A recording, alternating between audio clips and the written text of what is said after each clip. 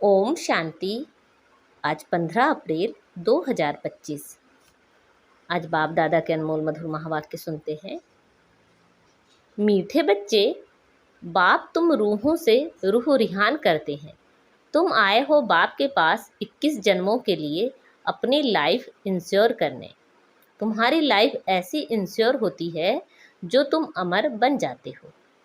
आज की मुरली में प्रश्न है, मनुष्य भी अपनी लाइफ इंश्योर कराते और तुम बच्चे भी, दोनों में अंतर क्या है?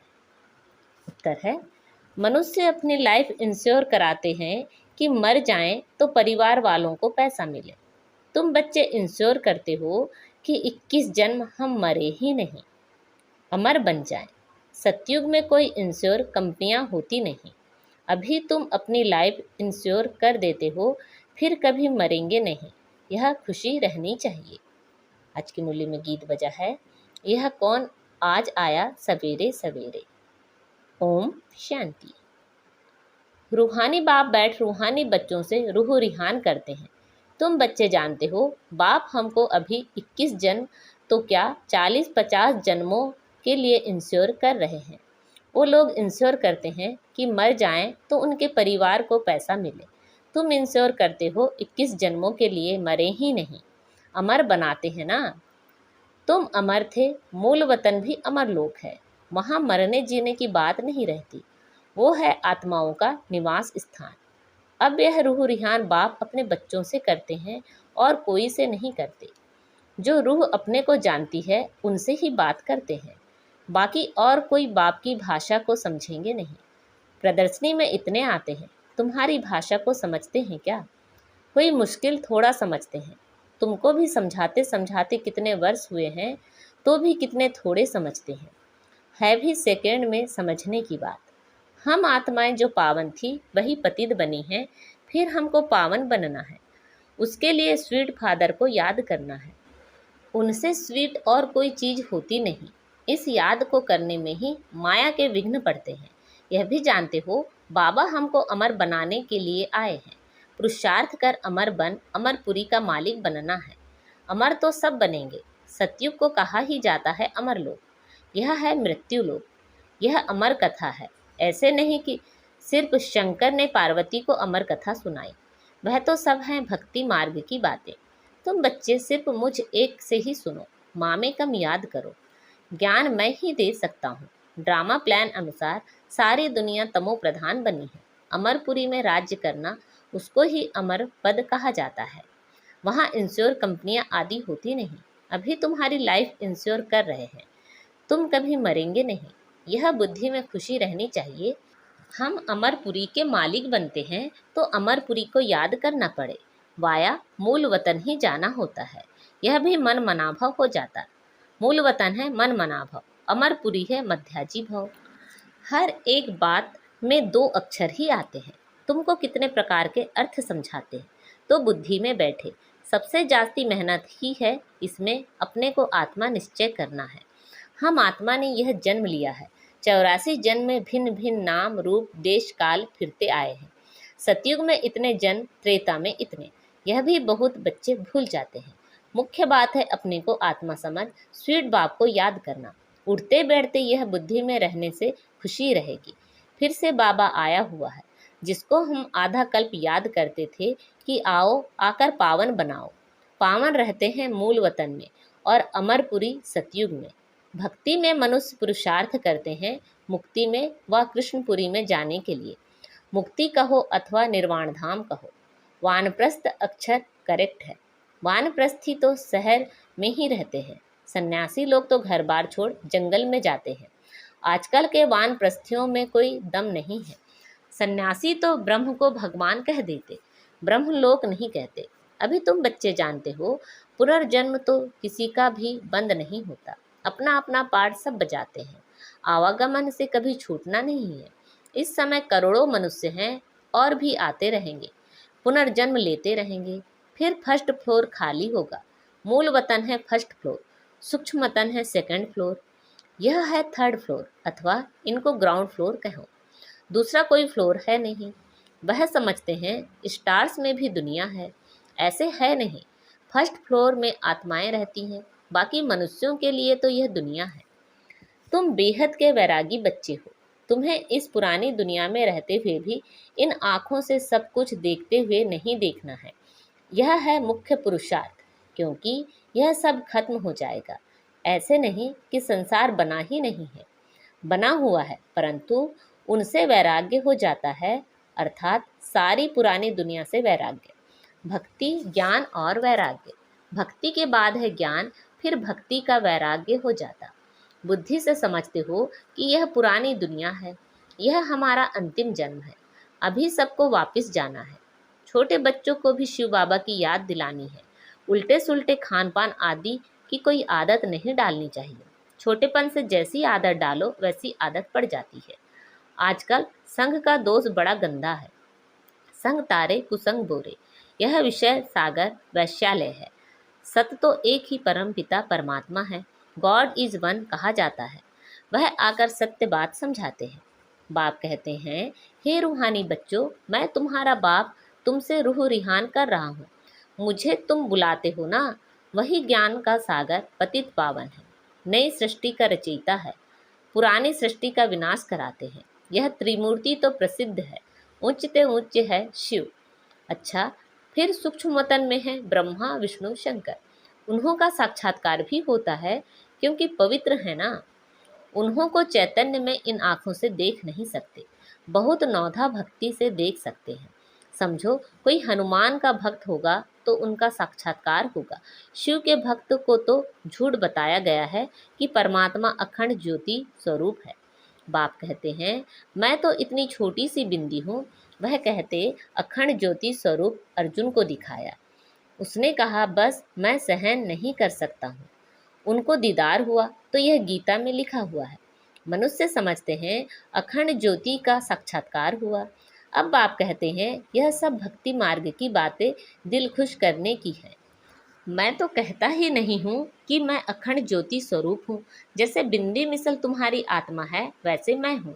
जैसे तुम ड्रामा के बंधन में हो, वैसे मैं भी ड्रामा के बंधन में बांधा हुआ हूँ। सब आत्माओं को अपना अपना पार्ट मिला हुआ है। पुनर्जन्म तो सबको लेना ही है, नंबरवार सबको आना ही है। पहले नंबर वाला फिर नीचे जाता है।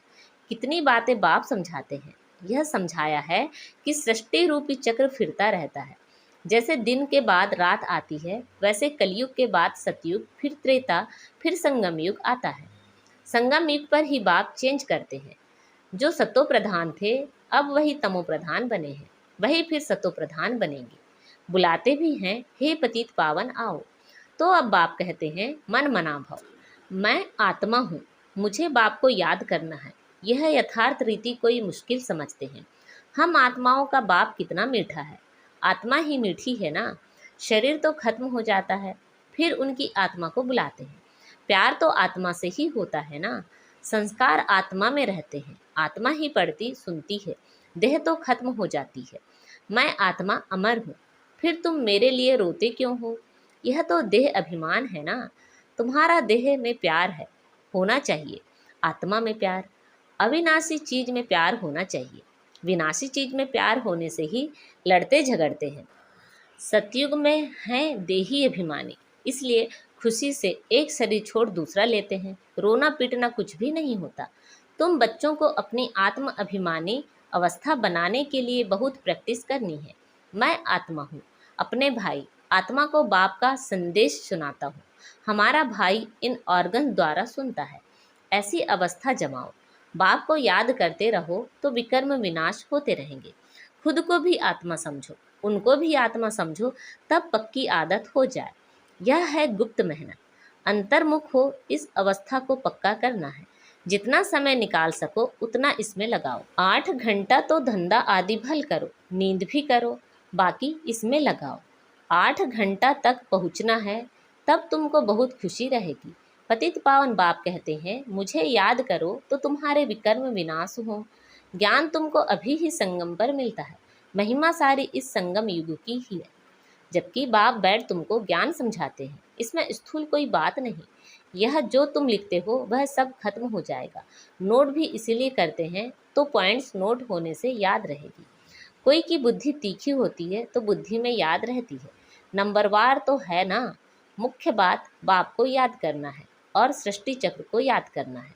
कोई विकर्म नहीं करना है, गृहस्थ व्यवहार में भी रहना है, पवित्र जरूर बनना है। कई गंदे ख्यालात वाले बच्चे समझते हैं हमको यह फलानी बहुत अच्छी लगती है, इनसे हम गंधर्वी विवाह कर लें, परंतु वह गंधर्वी विवाह तो तब कराते हैं जब मित्र संबंधी आदि बहुत तंग करते हैं, तो उनको बचाने के लिए।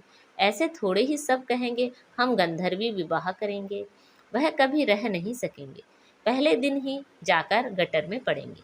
नाम रूप में दिल लग जाती है, यह तो बड़ी खराब बात है। गंधर्वी विवाह करना कोई मासी का घर नहीं है। एक दो से दिल लगी तो कह देते गंधर्वी विवाह करें। इसमें संबंधियों को बड़ा खबरदार रहना चाहिए, समझना चाहिए यह बच्चे काम के नहीं, जिससे दिल लगी है उससे हटा देना चाहिए, नहीं तो बातें करते रहेंगे। इस सभा में बड़ी खबरदारी रखनी होती है, आगे चल बड़े कायदेशीर सभा लगेगी।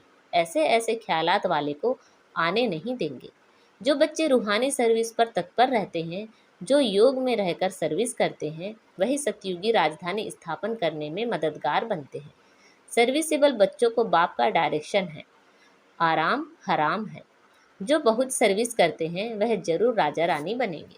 जो जो मेहनत करते हैं, आप समान बनाते हैं, उनमें ताकत भी रहती है। स्थापना तो ड्रामा अनुसार होनी ही है। अच्छी रीति सब पॉइंट्स धारण कर फिर सर्विस में लग जाना चाहिए। आराम भी हराम है, सर्विस ही सर्विस, तब उच्च पद मिलेगा। बादल आए और रिफ्रेश होकर गए सर्विस पर। सर्विस तो तुम्हारी बहुत निकलेगी, किस्म किस्म के चित्र निकलेंगे जो मनुष्य झट समझ जाएं। यह चित्र आदि भी इम्प्रूव होते जाएंगे। इसमें भी जो हमारे ब्राह्मण कुल के होंगे वह अच्छी रीति समझेंगे। समझाने वाले भी अच्छे हैं तो कुछ समझेंगे। जो अच्छी रीति धारणा करते हैं, बाप को याद करते हैं, उनके चेहरे से ही मालूम पड़ जाता है बाबा हम तो आपसे पूरा वर्षा लेंगे, तो उनके अंदर खुशी के ढोल बजते रहेंगे। सर्विस का बहुत शौक होगा। रिफ्रेश हुए और यह भागे। सर्विस के लिए हर एक सेंटर से बहुत तैयार होने चाहिए। तुम्हारी सर्विस तो बहुत फैलती जाएगी, तुम्हारे साथ मिलते जाएंगे। आखिर एक दिन सन्यासी भी आएंगे। अभी तो उन्हों की राजाई है, उन्हों के पैरों पर पड़ते हैं, पूजते हैं। बाप कहते हैं यह भूत पूजा है। मेरे तो पैर हैं नहीं, इसलिए पूजने भी नहीं देंगे।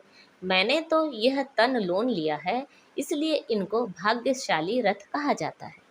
इस समय तुम बच्चे बहुत सौभाग्यशाली हो, क्योंकि तुम यहाँ ईश्वरी संतान हो।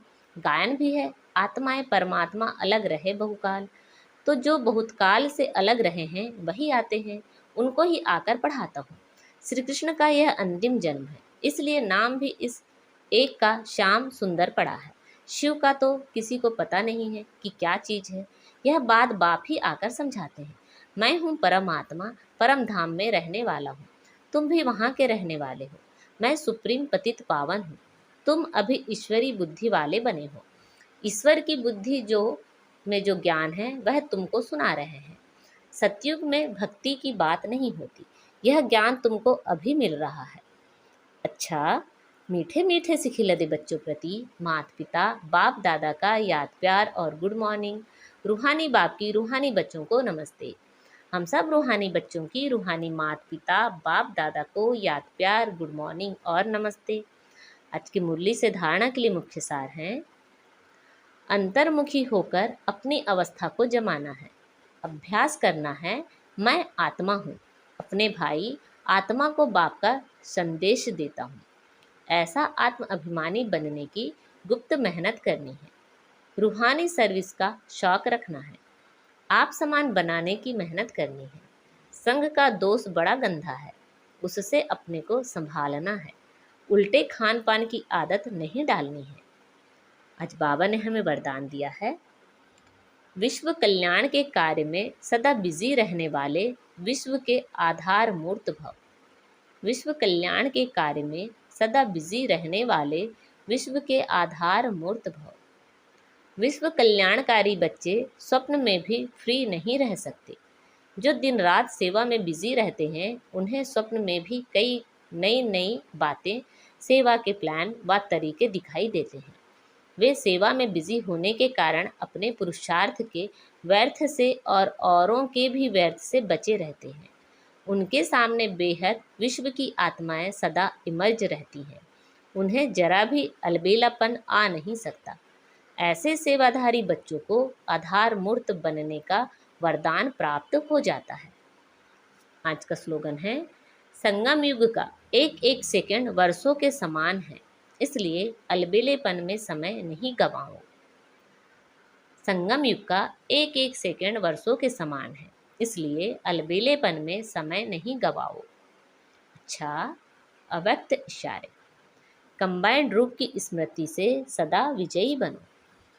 जिसके साथ स्वयं सर्वशक्तिमान बाप कंबाइंड है, सर्व शक्तियाँ स्वतः उनके साथी होंगी। जहाँ सर्व शक्तियाँ हैं वहाँ सफलता ना हो, यह असंभव है। कोई अच्छा साथी लौकिक में भी मिल जाता है तो उसको छोड़ नहीं सकते।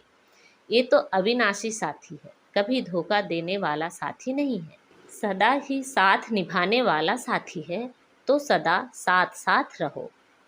अच्छा, ओम शांति।